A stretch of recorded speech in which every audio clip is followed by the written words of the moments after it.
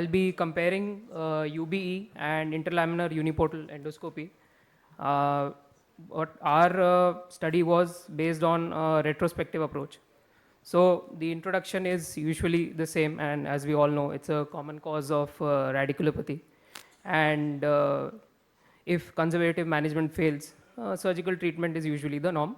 And nowadays, MIS or endoscopic usually is showing better results in terms of functional recovery. So that is why we wanted to compare within the endoscopic techniques, that is UBE and interlaminar uniportal endoscopy.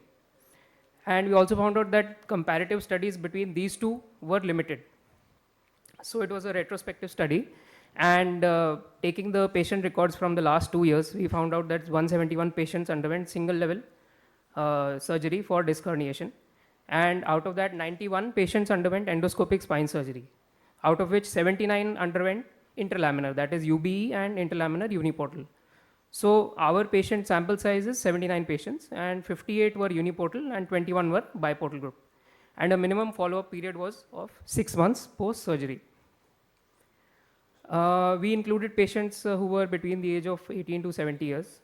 They had single-level lumbar disc herniation, clinico-radiologically diagnosed to have radiculopathy, and patients treated with endoscopic spine surgery. We excluded patients who had multi-level lumbar disc herniation, previous lumbar spine surgery, that is revision, significant comorbidities such as uncontrolled infections, malignancies, or severe osteoporosis, and patients who underwent a microdiscectomy and transforaminal endoscopy.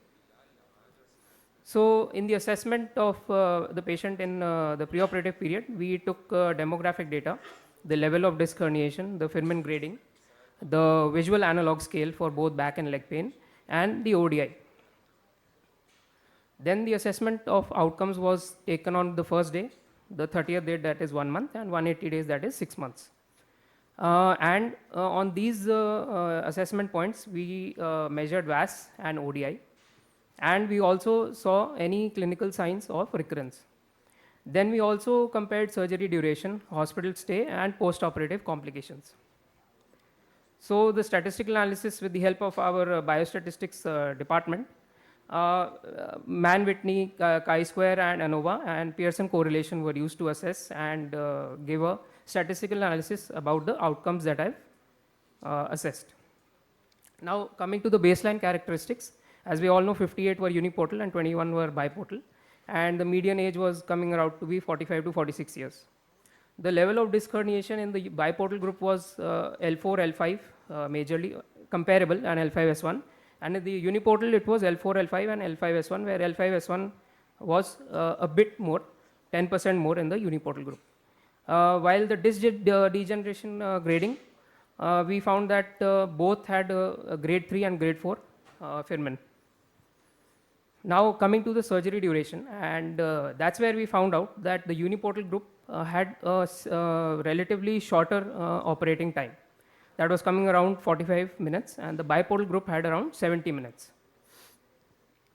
Then if we check the hospital stay as well, both were less than 2 days, but the median for uniportal was around 1.2 days, and the biportal was around 1.8 days. I'll be discussing why we had a longer median hospital stay in biportal group.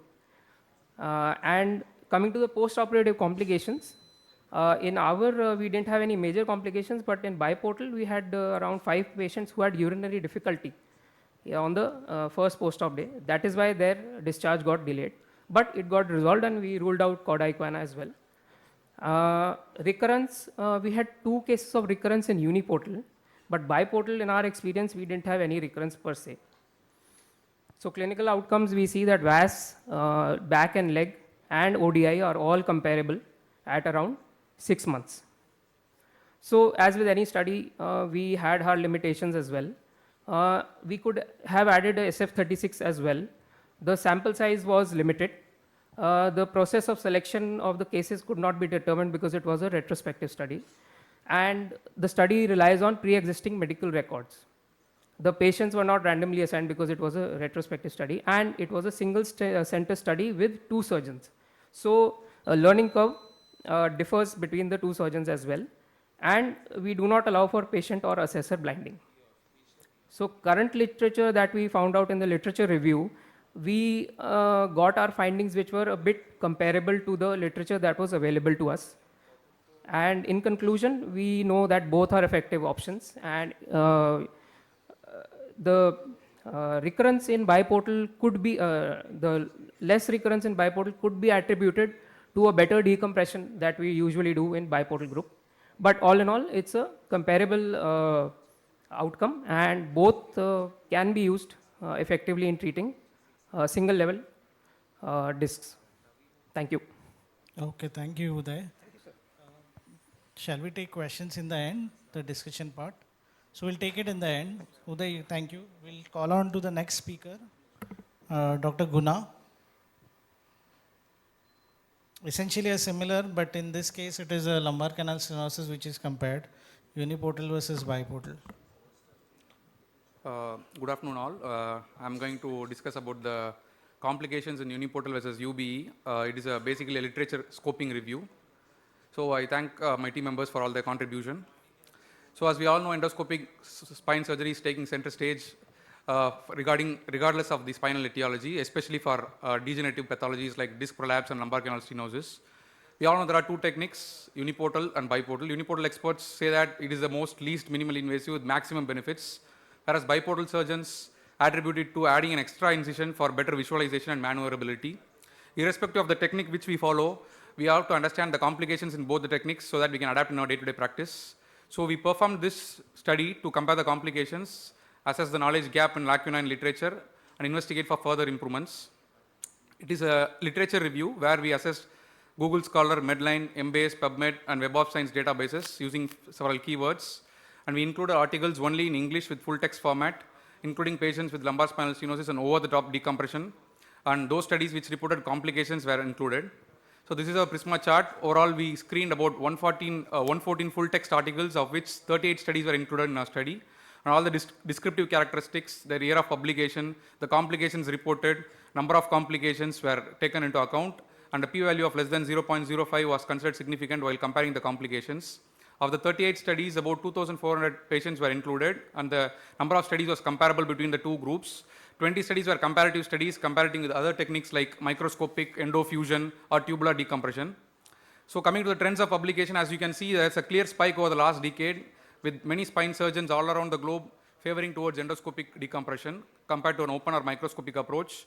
And Asia leads the charge with the literature support, with South Korea in front, followed by China and Japan. Coming to the demographic data, the population group were also comparable, about 1,200 in each group, with a mean age of 64 and a BMI of 25. L4-5 was the most common level operated. Coming to the surgical data, we found that only several studies reported on these essential details of surgical part, like site of stenosis, scope characteristics, whether it was a 0-degree scope or 10-degree scope in UBE and 10 or 30 in uniportal, and also the saline dynamics, like whether a pressure pump was used or it was a gravity-assisted saline flow. Coming to the complication part, these are the complications we noted, and overall complication rate was comparable between the two groups, and there was no clinically any significant difference between the two groups. This is an important chart, and I want to focus the third and fourth slides which correlate to the complication. As you can see, the most common complication quoted in literature is the sensory disturbances like dysesthesia, paresthesia following endoscopic procedure in LCS. And intraoperative dural tear was also reported in most of the studies, as you can see in the first box. And postoperative motor deficit was comparable between the two groups. However, persistent symptoms following surgery was reported to be more in the uniportal group compared to the biportal. However, the power of the significance was less, as the number of studies quoting the two complications was low. Coming to the postoperative hematoma, recurrence and reoperation all are comparable between the two groups, except postoperative headache, which was supposed to be more in the biportal group. But again, the number of patients included in both the groups were less, so that we could not arrive at any significant conclusion. Most of the cases of intraoperative dural tear, about 82% were treated conservatively without any other repair mechanism like stitches or vascular clippings, whereas other few underwent repair. And all the sensory disturbances reported were transient, which is good. And motor deficits, though it was reported in 1.9% of patients, the duration of recovery was not reported in any of the studies. Same with persistent symptoms. Data regarding whether the symptoms persisted on the same side of the docking or over the top contralateral side was not reported in the studies. Symptomatic hematoma was equally distributed between both the groups. And regarding the recurrence and reoperation, about 60% of the cases had no data about what revision surgery was done. And the commonest causes of revision were iatrogenic instability, foraminal compression, etc. These are other few complications. Coming to the discussion part, this is the largest review of complication in literature right now. However, we tried to conduct a meta-analysis in this regard, but because of the lacuna which we found in various studies regarding the important aspects of the surgery, we could not conduct a meta-analysis. Most of the studies mentioned just the complications, like no major complication reported, no minor complication reported, without even mentioning what are those complications. So we urge publishers and researchers to categorize complications like major and minor for universality of reporting and better understanding of the complications. So these are the limitations, as it is a scoping review which provides a broader review, so no formal analysis of bias assessment was performed. To conclude, both the techniques are equally effective. It's the surgeon's training which dictates the effectiveness of one over the other, and we should always report the complications. And these are our publications in this regard, published recently in Global Spine and the AO Spine website. I thank all the audience for the kind attention. Thank you.